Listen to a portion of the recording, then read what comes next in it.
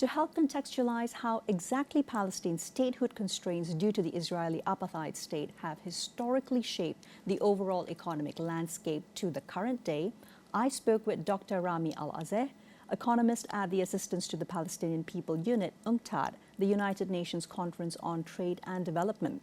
Dr. Rami co-authored UNCTAD's latest report on its assistance to the Palestinian people, released on 23rd of October. Let's watch. Rami, a very good morning to you. Thank you so much for making time to join us on Niaga Spotlight. How are you doing today?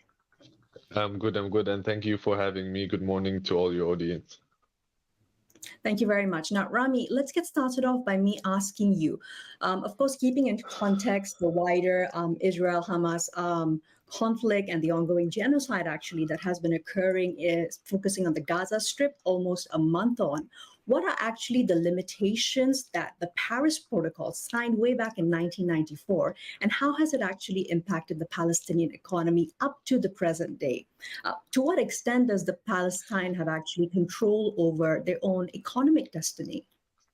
Well, just a bit of context, the Paris Protocol was signed with the Oslo Accords just as for an interim period of 5 years.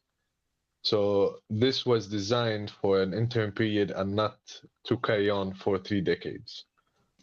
Given the differences in the economy of Israel, the occupying power, and the Palestinian economy, the huge differences in terms of income, the level of advanced economy of Israel compared to Palestine, and therefore this protocol carrying on for three decades, it affected the Palestinian economy too much. In the last report of UNCTAD, we say that the Palestinian economy is dependent on the Israeli economy in labor, in trade, and monetary and fiscal. And the Paris Protocol doesn't give much of a policy space for the Palestinian authorities. So there is not much of an autonomy for the Palestinian economy in terms of developing any policies to help the economy, given that Israel collects the clearance revenue, which is the trade revenues coming from through the borders of Israel to the Palestinian territory. Given that we don't have a currency, so we use the Israeli shekel, and Israeli shekel is designed, the exchange rate or the interest rate is designed for the Israeli economy and not the Palestinian economy. And you have the labor, which is basically in the West Bank, 25% of the labor is actually working in Israel and the settlement. And they provide a substantial income for Palestinian economy. And all of these are dependent on the political situation. For example, in the current circumstances, Israel actually withheld the clearance revenues, which is 2/3 of the Palestinian revenues. So the Palestinian government cannot actually pay their salaries or meet their obligations or to provide services to the Palestinian people. Add to that, for 3 decades, given the restrictions Israeli put on the Palestinian economy in terms of the custom union, because of the custom union, 72% of the trade volume is actually with Israel, whether imports from Israel or exports to Israel. And that's because it's easier, because of the restrictions put on by the occupation on the Palestinian economy. It's easier to import from Israel rather than import from a third country. And it's also easier to export to Israel rather than exporting to other countries.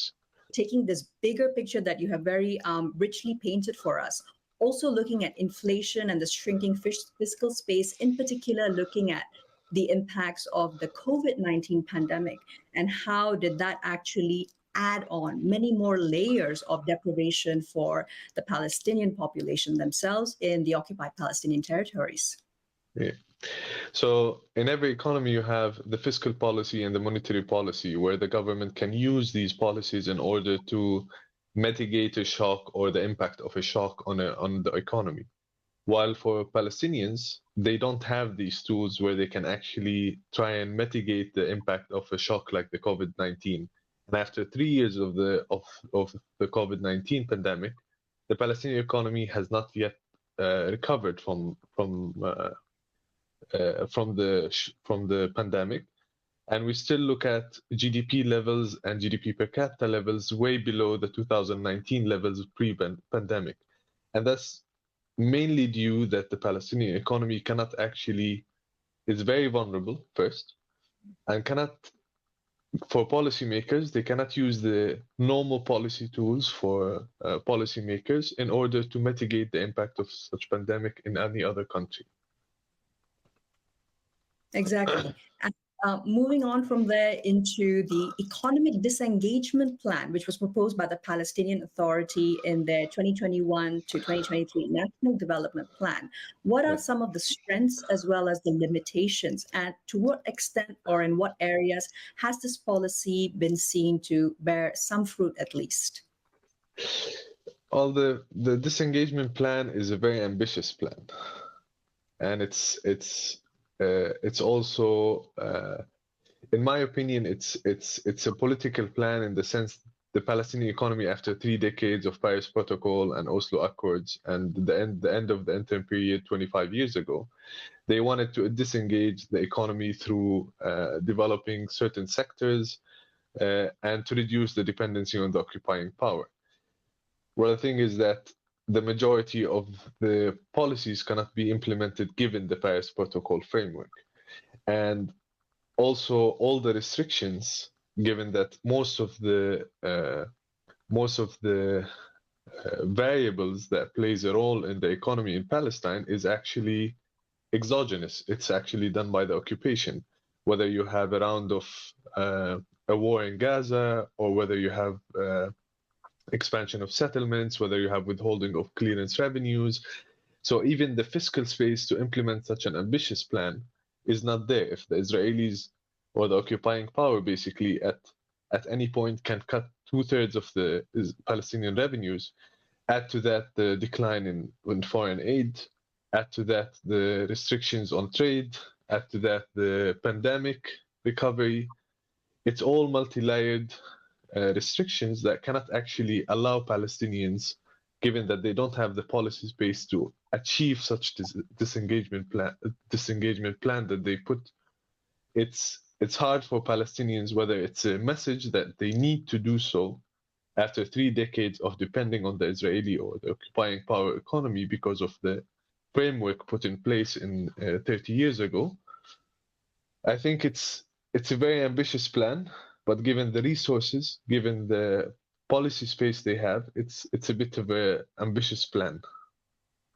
Understood. Thank you, Rami. And from there, let's hone in a little deeper into what you'd mentioned briefly earlier, the aid trap. Now, research actually indicates that much of the funds destined for Palestine actually serve to bolster Israel. In fact, a 2015 study by Economist Hever for Australian NGO AidWatch, they actually found that at least 72% of international aid becomes subverted, used to purchase goods and services from Israeli companies, and thus flowing out of the Palestinian economy, circulating instead in Israel.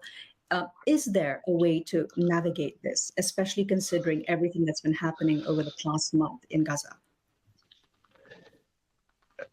The aid trap is been there for decades now, and given the volume of dependency of trade, of labor, of monetary dependency also on Israel, there's no way that the Palestinians can get the aid and it won't be spent in the occupying in Israel. And it's simple because when you get aid and you want to buy goods and services, your biggest trading partner, it's 72% of your trade coming from Israel or to Israel. So given the current framework, whatever aid Palestinians get wouldn't stay in Palestine because it's used to buy goods and services, and the biggest partner you have is Israel. So moving forward, I think it's the Paris Protocol, which was an interim agreement for 5 years, needs revision. It needs to take into account the current realities of the Palestinian and Israeli economy. And it needs to happen within a bigger political framework of the two-state solution, where you have two countries with economic relations, but in the current circumstances, you have an occupation and you have an occupied territory. And given that, no matter what you get, and the aid is just like the morphine for the Palestinian economy. because given the occupation and its multi-layered restrictions, there is no way the Palestinian economy can achieve sustainable development. And the aid is just to maintain the status quo. So given this framework, there is no way that aid can actually just stay for Palestinians.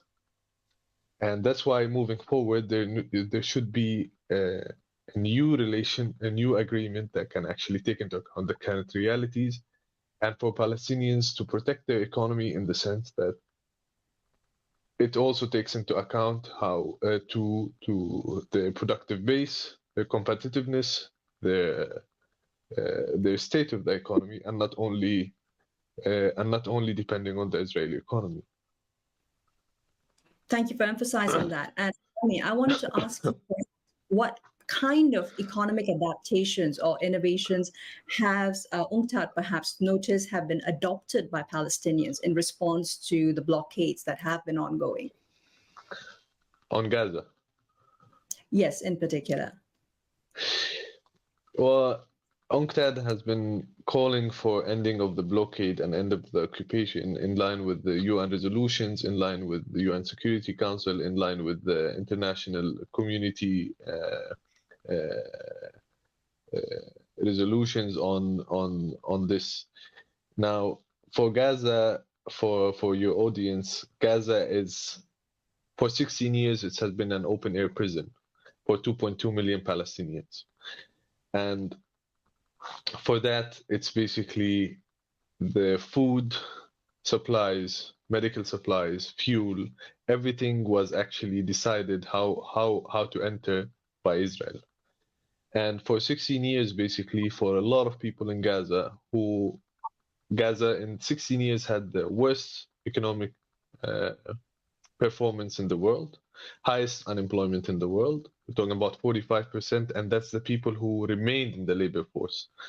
And after that, you have people who dropped out because they couldn't find jobs. And for these people, it's 16 years of de-development. For these people, it's 16 years of lost 16 years in terms of human capital accumulation.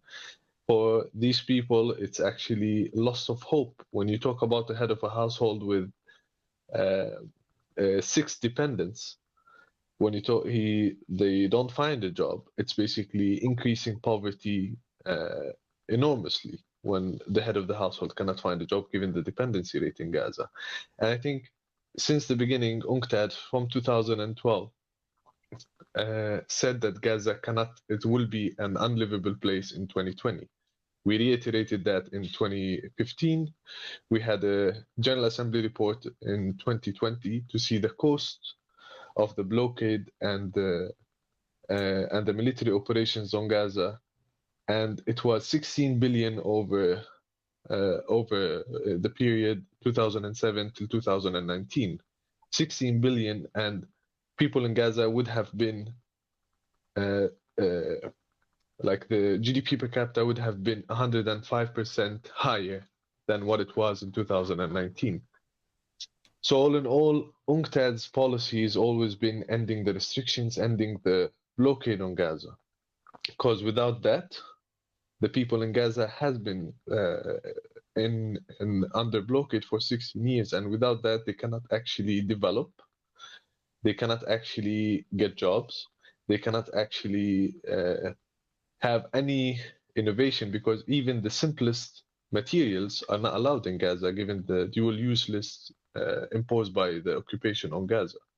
So you cannot import a lot of materials for agriculture, you cannot fertilizers, you cannot import pipes, you cannot import construction material. And that's why in our report we called it a vicious circle of destruction and insufficient reconstruction. Gaza needs decades of development, billions of dollars, if not tens of billions of dollars, to be invested in Gaza and its infrastructure.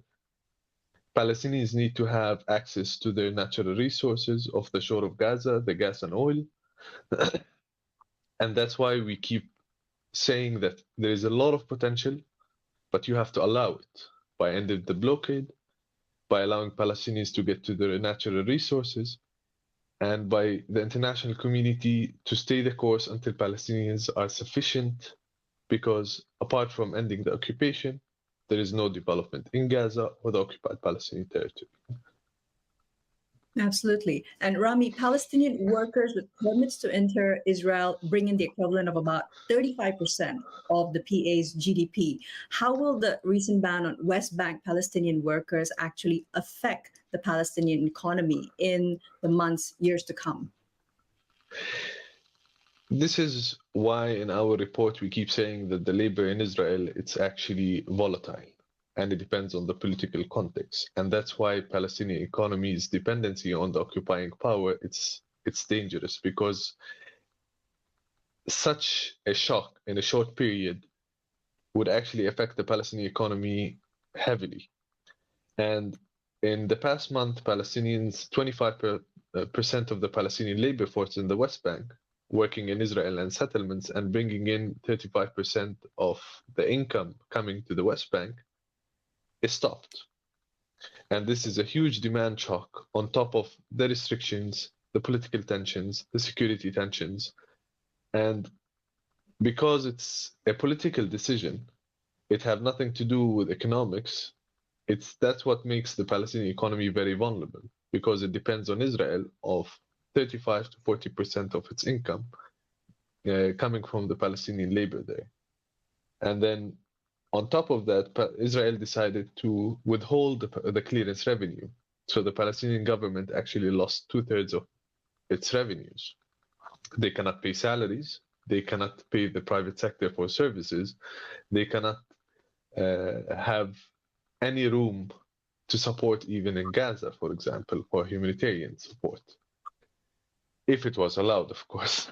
But all in all, you can see that things in Palestine, they combined. And that's why we keep calling these measures a multi-layered restrictions or control system, because you have different aspects of the Palestinian economy sieged by the occupying power through their restrictions, through their policies, like not allowing Palestinian labor to go in, not transferring the Palestinian revenues, rightful revenues, to the Palestinian government, blocking Gaza, settler violence, expansion of settlements, checkpoints, trade, non-tariff barriers. So all in all, if you look at the Palestinian economy, it's basically sieged by Paris Protocol. It is sieged by the Israeli policies, and this is basically not allowing the Palestinian economy to be able to mitigate the impact of any shock, whether it was COVID, whether it was, for example, the shock of not having the income coming from Palestinian labor, because there is no substitute for the Palestinian economy. Clearly. Rami, and one last area I would like to ask you about.